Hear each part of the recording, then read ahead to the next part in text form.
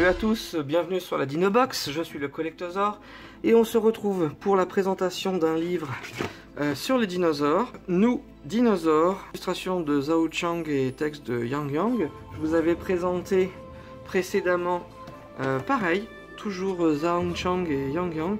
Donc il y a des illustrations en commun, vous allez voir, celui-là est beaucoup plus gros, il est différent mais il y a quand même des illustrations en commun. Donc c'est un pavé, c'est le plus gros livre que j'ai dans toute ma collection. J'ai une quarantaine de bouquins sur les dinosaures et c'est le plus gros que j'ai. Pour vous donner une idée, je sais pas si j'ai l'encyclopédie de Lachaud à portée, mais l'encyclopédie de Lachaud, elle lui arrive là quoi, elle est toute petite. Donc, elle est toute petite en taille, hein, pas en contenu. Donc ce bouquin, il est énorme. Si vous considérez que l'encyclopédie de Lachaud c'est un pavé, ça c'est presque le double, hein. C'est juste énorme le machin.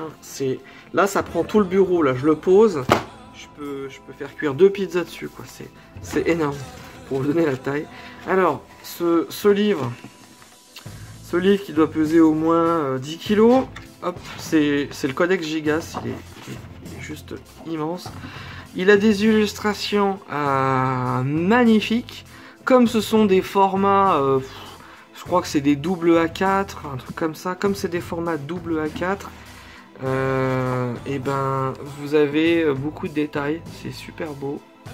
C'est vraiment super beau. Hop. Alors, on a les mêmes illustrateurs, tout ça. Donc moi celui-là, je crois que je l'ai lu un petit peu plus que celui-là. Celui-là, j'ai avancé un petit peu. Et celui que je tiens là sous les mains, je l'ai lu un petit peu plus, mais il faut quand même trouver le temps. Hein. Parce que j'achète plus de livres que j'ai le temps de les lire.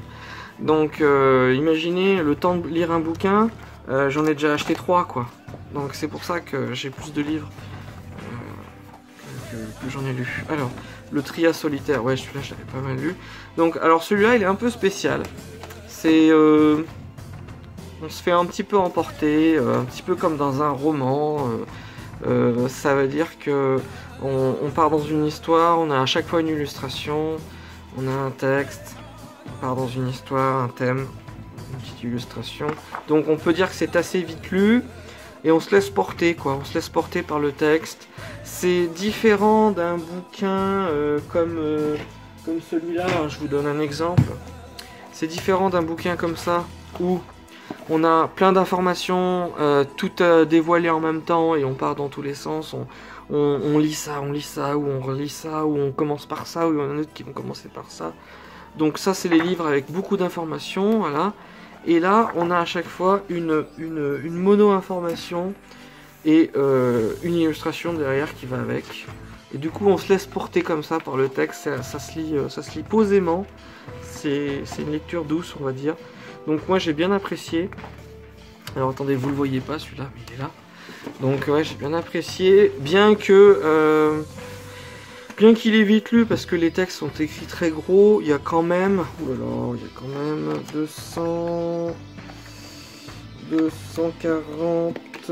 240 pages. Ah, 240 pages. Donc même si ça peut choquer de dire oh ça va, il n'y a pas beaucoup à lire, je me suis fait avoir, mais non en fait il y a quand même 240 pages. Donc voilà.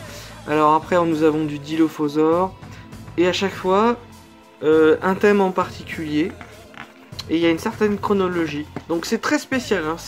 J'ai tout de suite remarqué ça par rapport à tous les livres de paléontologie qui est toujours typique, on arrive, boum, photo, machin, carte, taille, échelle. Là à chaque fois c'est présenté différemment, c'est assez narratif, c'est très narratif même.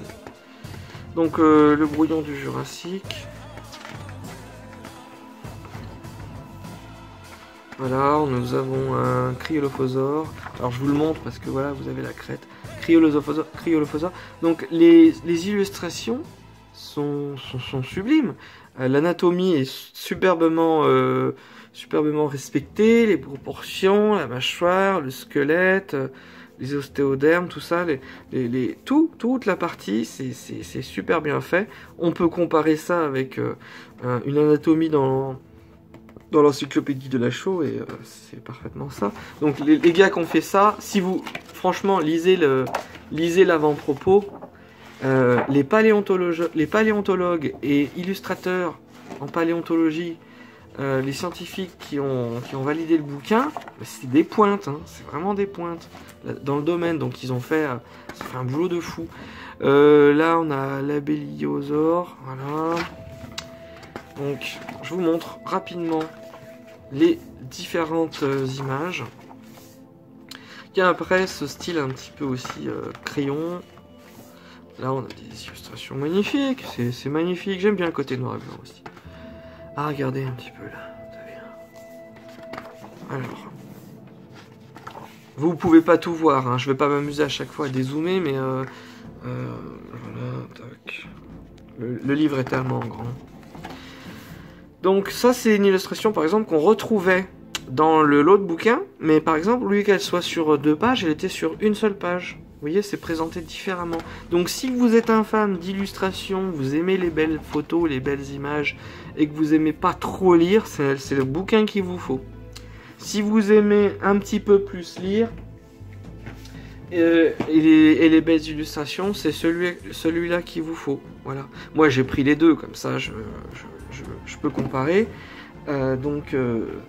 Voilà, c'est vrai que vous retrouverez des illustrations en commun entre ces deux bouquins. Donc justement, on va en parler, hein, je vais tout de suite vous le dire. Si vous devez faire un choix, hein, vraiment, si vous devez faire un choix crucial entre les deux, hein, vous n'avez pas à vous décider. Moi je vous conseille celui-là, déjà. Dans tous les cas, je vous conseille celui-là parce que c'est celui qui a le plus de pages. C'est celui qui a le plus de texte, le plus d'illustrations, c'est celui qui est le plus complet. Lui aussi, il a énormément de pages, énormément d'illustrations, mais il est plus contemplatif. Ça veut dire que si vous aimez les très belles illustrations géantes avec peu de texte, vous prenez celui-là. Et celui-là, il est complet. Ça veut dire qu'il y a ce qu'il faut de texte, ce qu'il faut d'illustration. Donc moi je vous conseille de prendre celui-là. Et si vous voulez un petit bonus, et que vous voulez aller plus loin dans la collection, et ben prenez celui-là pour la collection en termes d'illustration, de belles images. Donc c'est un petit peu comme si c'était le maxi DLC de celui-là, quoi. Donc allez, hop, je vous invite à aller voir la vidéo, justement, je l'avais déjà présenté. On continue, hop. Alors il est juste énorme. Alors d'ailleurs celui-là, je me souviens que il est tellement gros que je le lisais à la maison parce que j'avais pas envie de l'embarquer, trop gros. Donc j'ai commencé à le lire à la maison et le plus petit par contre je l'embarque. Je le prends avec moi au parc. Donc pour ceux qui veulent savoir, moi je suis originaire de Normandie. Donc avant j'allais à la plage, tout ça, comme tous les Normands, à Luc-sur-Mer. Mais ça fait des années que j'habite en Haute-Savoie et maintenant c'est le lac d'Annecy. C'est beaucoup la forêt, le parc, la nature. Donc moi je suis dans un environnement beaucoup plus de montagne, de lacs. On a plein de lacs en Haute-Savoie, on a plein de parcs, on a plein de forêts. J'habite en lisière de forêt en plus, j'ai un parc à côté de chez moi aussi. Et mes parents ils sont propriétaires de forêt, donc j'adore me balader en forêt. J'ai de quoi faire justement avec toutes ces forêts. Entre les forêts de mes parents et le parc qui est juste à côté de chez moi, j'habite en plus en lisière d'une forêt et d'une rivière. Donc je suis totalement à la nature, quoi. Hop, donc voilà, je continue de vous montrer ce bouquin. Et je vous parle de ça parce que, qu'est-ce qu'il y a de mieux à faire quand vous allez vous promener? C'est que vous prenez avec vous un bouquin. Si vous êtes en ville, vous allez au parc, vous prenez un bouquin, vous vous posez sur un banc et vous commencez à lire un petit peu. Et vous allez très vite voir qu'on peut très bien oublier la télévision, les jeux vidéo et son smartphone si on prend un livre avec soi et qu'on va au parc, ou qu'on va à la plage, ou qu'on va au lac. Hein. Donc je vous conseille de lire, les jeunes, c'est important, et c'est la seule solution, c'est de laisser tomber un petit peu les distractions pour pouvoir se concentrer dans la lecture. Puisque moi-même, je vous dis ça parce que moi-même, je suis beaucoup sur les jeux vidéo, je suis youtubeur gaming à la base. Hein. D'ailleurs, je vous invite à aller voir ma chaîne. Je vais bientôt passer la barre des 17 000 abonnés. Donc je vous invite à aller voir ma chaîne gaming. Voilà, c'est vrai que c'est important de trouver le temps pour la lecture. Si vous êtes passionné de dinosaures, il faut lire. Hein. On peut pas passer non plus tout son temps sur internet. Donc voilà pour ce gros bouquin.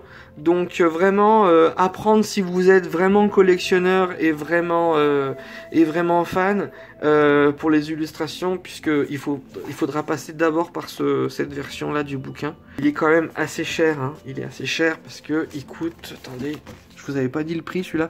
Ouais, il coûte 38 €, donc c'est un achat conséquent. Donc je vous conseille plutôt d'acheter l'encyclopédie de la Chaux comme livre de chevet. Comme ça vous aurez la Bible des dinosaures. Et après, si vous avez encore un peu de sous, bah, faites-vous offrir ce livre à votre anniversaire. Ça sera vraiment le plus beau cadeau de l'année, quoi. Donc voilà, salut à tous, c'était le Collectosaur.